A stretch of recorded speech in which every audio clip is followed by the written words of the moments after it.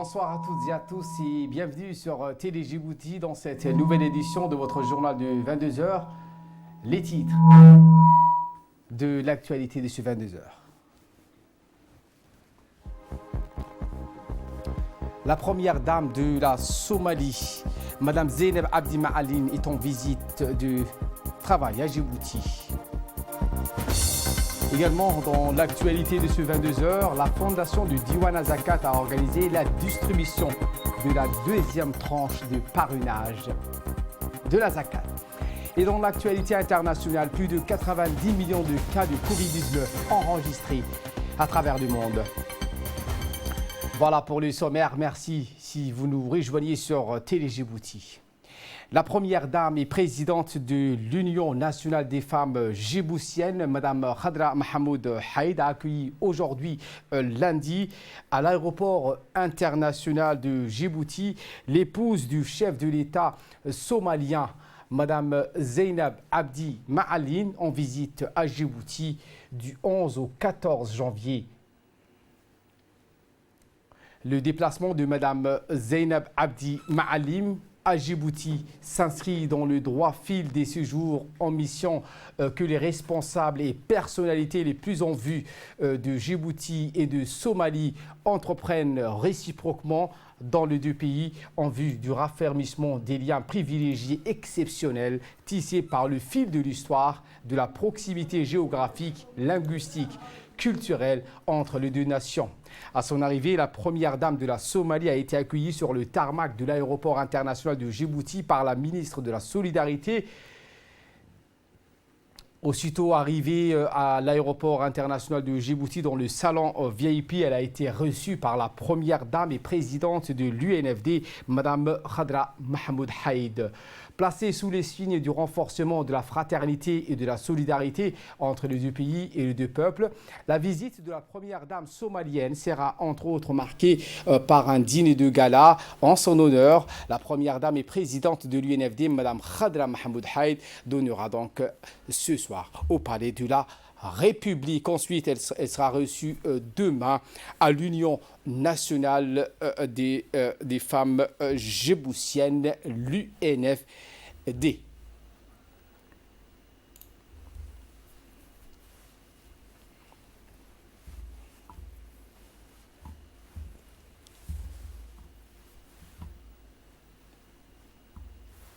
Également dans l'actualité, sous le haut patronage du ministre des Affaires musulmanes, de la culture et des biens Waqf, la fondation de Diwan Zakat a organisé ce matin la distribution de la deuxième tranche de parrainage des orphelins 2020.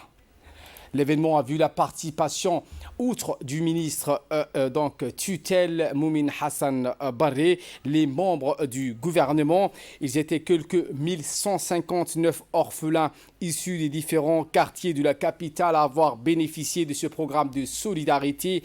À noter que la fondation Diwan Zakat est chargée de collecter, d'organiser, de distribuer les revenus de la zakat conformément aux préceptes du droit islamique, mais aussi de sensibiliser, mobiliser la population sur l'importance de la zakat qui est un des 5 piliers de l'islam. Rappelons que la Diwan Zakat est une organisation caritative créée en 2004 par le président de la République. Elle est un établissement public à caractère social attaché au ministère des Affaires musulmanes, de la culture et des biens Waqf.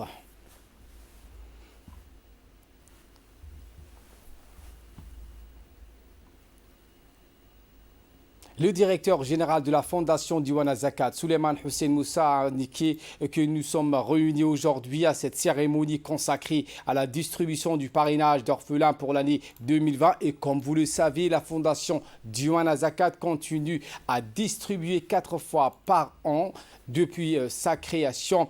L'institution qui a été créée par le président de la République en 2004. À cette occasion, j'adresse mes remerciements et ma reconnaissance au chef de l'État pour la mise en place de ce projet caritatif qui figure parmi les sponsors et pour son soutien constant à la fondation Diwan Zakat.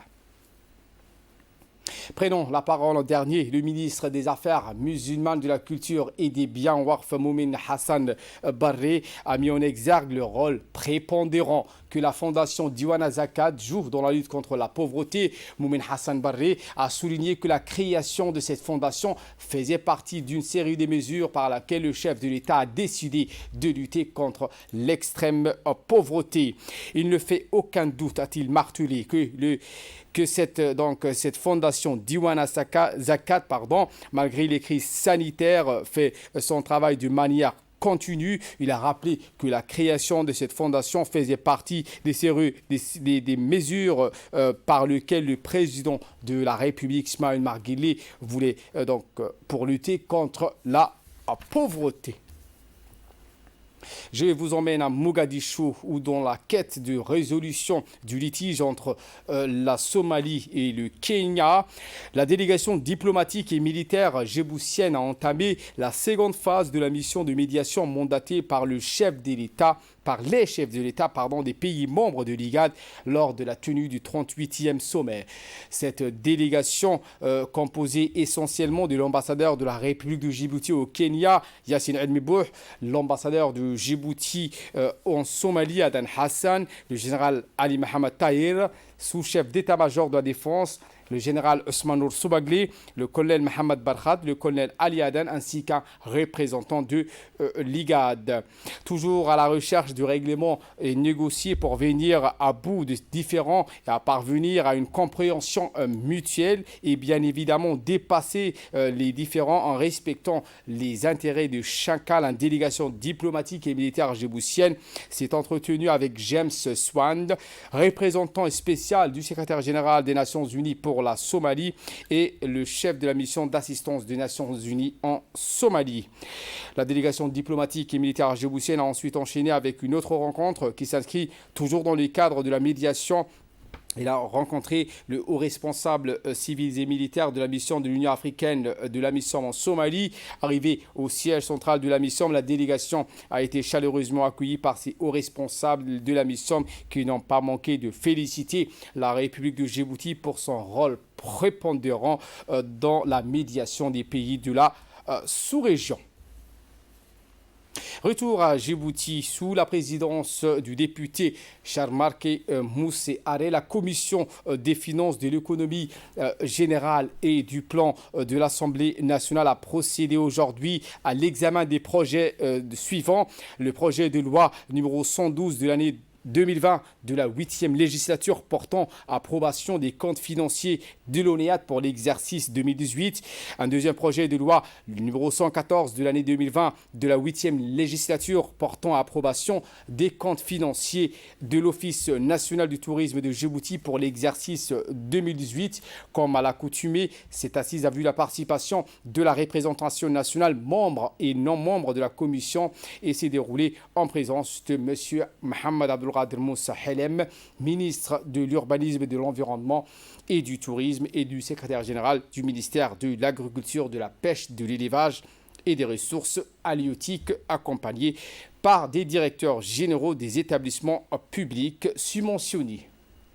Au terme d'un débat riche et instructif entre l'Assemblée nationale et les membres du gouvernement, les comptes financiers de l'Office national du tourisme de Djibouti pour l'exercice 2018, comptes financiers également de l'ONEAD, ont été transmis avec avis favorable à la prochaine séance publique de l'Assemblée nationale.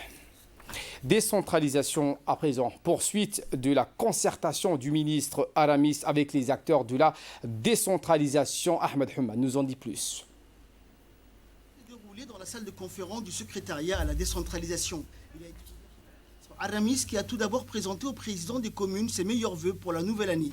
Il a formulé le souhait que par la grâce d'Allah, le Tout-Puissant, celle-ci puisse être l'occasion d'enregistrer des avancées majeures de la feuille de route de la décentralisation tracée par le chef de l'État. Le ministre Aramis a ensuite partagé avec les présidents des communes les points à l'ordre du jour de cette réunion, à savoir un exercice du bilan de l'année écoulée des communes déclinées en termes des avancées et des difficultés rencontrées, ainsi que la présentation des perspectives auxquelles devra s'ajouter une réflexion sur sur l'amélioration des relations de travail des instances de la collectivité territoriale de Djibouti avec le ministère à la décentralisation, mais également entre elles pour une meilleure efficacité et efficience des actions à entreprendre. Il a ajouté qu'un autre objectif de cette réunion est que les acteurs de la décentralisation puissent avoir un même niveau d'information tant sur l'état d'avancement du processus de décentralisation que du projet d'appui à la gouvernance locale ProGouv, financé par l'Agence française de développement, plus ciblé sur la mairie de Djibouti et les 3 communes de la capitale, et dont l'objectif est d'améliorer la gouvernance locale par le biais de renforcement des capacités des acteurs locaux.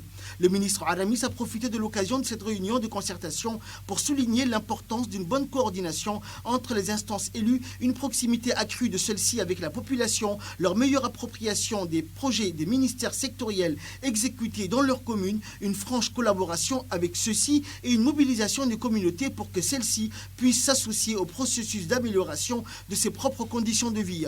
Le ministre Aramis a attiré l'attention des présidents des communes sur leurs responsabilités dans la salubrité de la ville. Elle doit être votre cheval de bataille, leur a-t-il dit. Dans ce volet, le ministre a jugé important de redynamiser les conseils d'hygiène des quartiers pour que la propreté devienne une affaire de tous. Il a promis que son département, en étroite collaboration avec le ministère de l'Intérieur, fera en sorte que les services techniques soient disponibles. Enfin, le ministre Aramis a rassuré les présidents de communes de son soutien et du soutien du gouvernement, tant dans le domaine de renforcement des capacités que dans la recherche des financements pour promouvoir le développement local, en rappelant que l'objectif premier du département dédié à la question de la décentralisation est surtout celui de l'objectif politique national, à savoir encore une fois celui d'améliorer le quotidien de nos concitoyens dans tous les secteurs, quel que soit leur lieu de résidence. Les 3 présidents de communes respectivement ont tour à tour pris la parole pour remercier le ministre Aramis pour cette initiative de concertation opportune et pour son engagement. Dans le cadre de la politique de rajeunissement, les forces armées djiboutiennes ont procédé à un recrutement ciblé de jeunes parmi la population civile, hommes et femmes confondus. Le profil recherché était donc des spécialistes dans toutes les disciplines, allant de l'aide-soignant à l'ingénieur en informatique et passant par le juriste.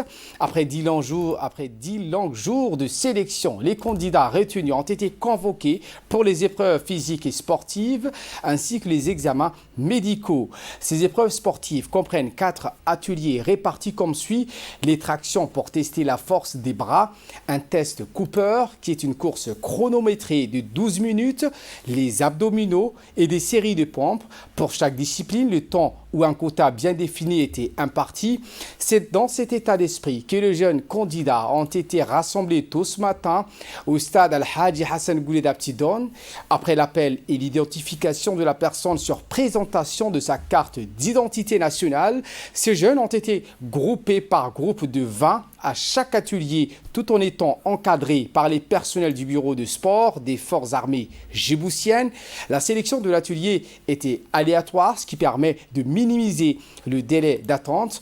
Entre autres, cette journée était principalement dédiée aux tests de sélection pour les personnels féminins des forces armées djiboutiennes ayant débuté le samedi 2 janvier. Ces épreuves physiques et sportives vont durer jusqu'au lundi 11 janvier, c'est-à-dire aujourd'hui, suivant un planning défini. Le calendrier de convocation des candidats est affiché à l'entrée du stade Al-Hadji Hassan Gouled Aptidon. Ce calendrier indique la date exacte de passage des épreuves physiques sportives. Ainsi, il est demandé à tous les jeunes dépositaires des dossiers de se présenter devant le stade Al-Hadji Hassan Gouled Aptidon pour savoir la date de passage des épreuves indiquées devant son nom. Aucun retardataire ne sera accepté. Il est porté à la connaissance du public que la dernière étape de la sélection sera le test des examens médicaux pour attester de la santé du candidat, dont le planning sera diffusé à travers les antennes de la radio-télévision de Djibouti et de l'affichage. Notre magazine de ce soir, la route Tajoura Balhou, un désenclavement de ces secteurs, une connexion avec l'Éthiopie, une activité économique en plein essor, avec la mise en service de ce corridor nord, douane, immigration, sécurité. Tous les dispositifs sont en place pour tirer profit de cette infrastructure. C'est un magazine de la rédaction préparé et conçu par Abdurrahman Shibashi.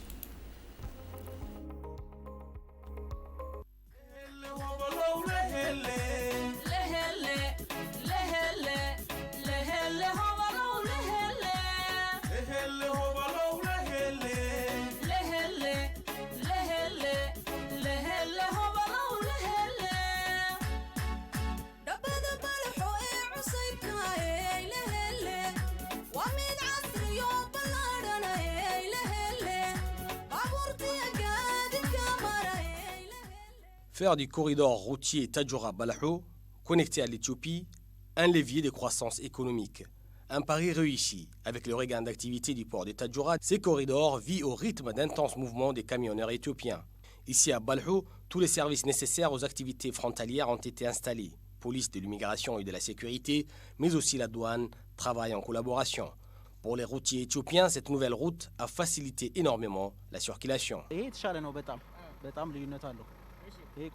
Cette route est meilleure, la différence est nette. C'est vrai que nous consommons plus de carburant à cause de la distance, mais ça reste meilleur. Nous transportons rien en venant et donc les contrôles sont souples. C'est parce que l'autre route est difficile que nous passons par là. C'est plus de distance à parcourir, mais ça va. En attendant, j'emprunterai cette voie. Pour la première fois depuis l'inauguration de la route, les agents de la douane et notamment ceux en poste à Balahou connaissent une intensification des contrôles des véhicules. Tous les camions remorques sont passés au crible. Rien n'est laissé au hasard. Des fouilles minutieuses pour lutter contre les marchandises illicites qui nuisent à la santé publique ou à l'économie nationale. Gamma fait partie de cette équipe des douaniers qui travaillent jour et nuit. Leur effectif réduit et la difficulté du travail des nuits ne les empêche pas de suivre cet important trafic des camions qui entrent ou sortent du territoire national. En ce moment, nous avons plus de travail. Avant, la douane s'occupait de quelques marchandises pour Tadjoura. Là, il y a plus de transit. 600 camions entrent et plus de 100 venant du port de Tadjoura sortent. C'est le bon état de la route qui encourage les camionneurs. Ils sont satisfaits. Ce sont des milliers de véhicules qui ont emprunté cette voie. Certains enchaînent sur la RN9 et finissent par se connecter à la RN1 et donc Djibouti, et d'autres se rendent directement au port de Tadjoura. Pour Djilani Shehem, l'augmentation du trafic est naturellement synonyme de plus de travail pour lui et son équipe. Il est évident que notre travail soit lié à l'intensité du trafic routier. Maintenant que le port fonctionne bien, les choses avancent. Il y a quelque temps, nous avons accueilli un bateau transportant du charbon et en ce moment de la ferraille. Ceux qui veulent importer de la marchandise depuis l'Éthiopie, ils peuvent le faire. Il suffit juste de respecter les règles, comme ça se fait sur les corridors passant par Ali Sabié ou Dikil. Les camions qui entrent sont vides. Les Tadjouriens peuvent profiter aussi pour importer des marchandises.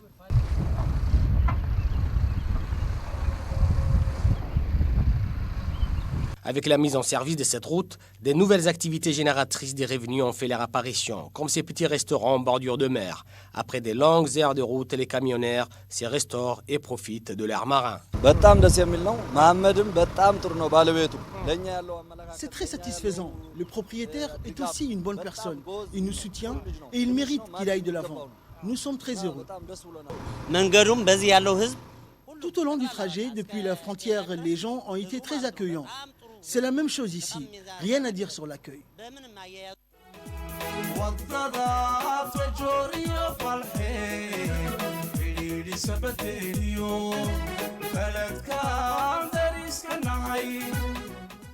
Les transformations positives et notamment l'émergence des pôles économiques annoncés par le président de la République lors de l'inauguration ont été ainsi amorcées. Une voie qui participera aussi au renforcement de l'intégration économique entre Djibouti et l'Éthiopie.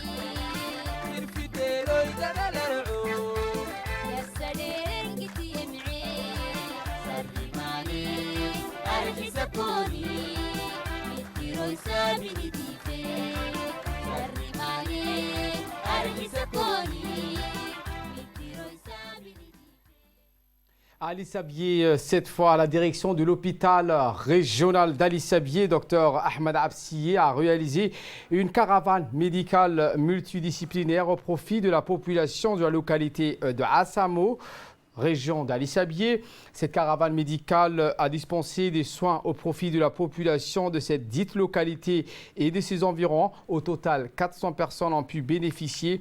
Les équipes de spécialistes ont effectué des consultations et dispensé des soins à des patients qui sont déplacés en masse, qui ont profité de cette mini-caravane. Des spécialités comme la gynécologie, l'ORL, le viscéral, l'ophtalmologie, la pneumologie, la stomatologie et la pédiatrie. Le ministère de la Santé confronté avec ses actions de délocalisation. À travers cette stratégie, compte rapprocher les soins spécialisés à la population des régions de l'intérieur. Nécrologie pour clore l'actualité nationale. Nous avons le regret de vous annoncer le décès de Habib Ali Adouna, survenu ce matin à Addis Abeba en Éthiopie. Personnalité exceptionnelle, très serviable, très humaine. Le défunt Habib Ali Adouna laisse derrière lui de nombreuses familles. Habib Ali Adouna était l'un des premiers Djiboutiens à avoir traversé en 1956 la frontière éthio-soudanaise à pied pour accéder à la connaissance de Khartoum, l'Égypte, où il sera scolarisé et obtient sa licence en arabe littéraire. Étudiant, il animera dans les années 60 avec le docteur Hachim, Dr Gamaleddin, Dr Ibrahim Qassim, rahimahullah, la radio en langue afar basée en Égypte. De retour à Djibouti, il sera intégré dans l'éducation nationale, professeur puis ambassadeur de la Jeune République de Djibouti en Arabie Saoudite jusqu'à sa retraite en 2002.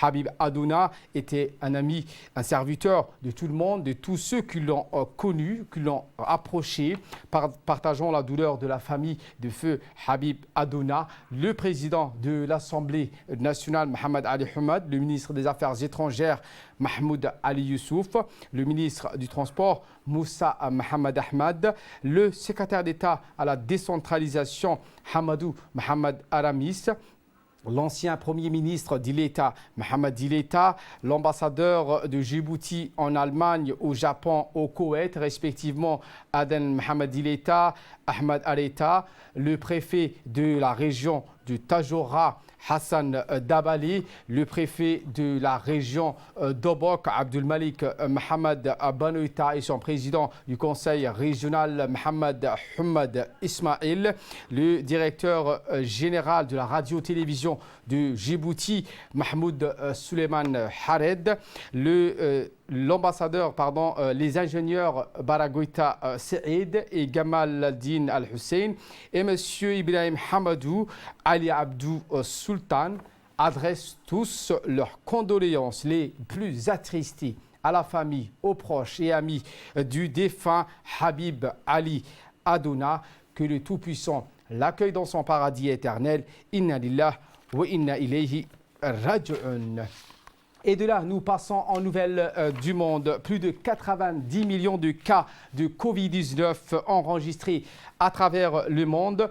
Le total mondial du Covid-19 a dépassé aujourd'hui les 90 millions selon le Centre pour la science et l'ingénierie des systèmes et de l'université Johns Hopkins.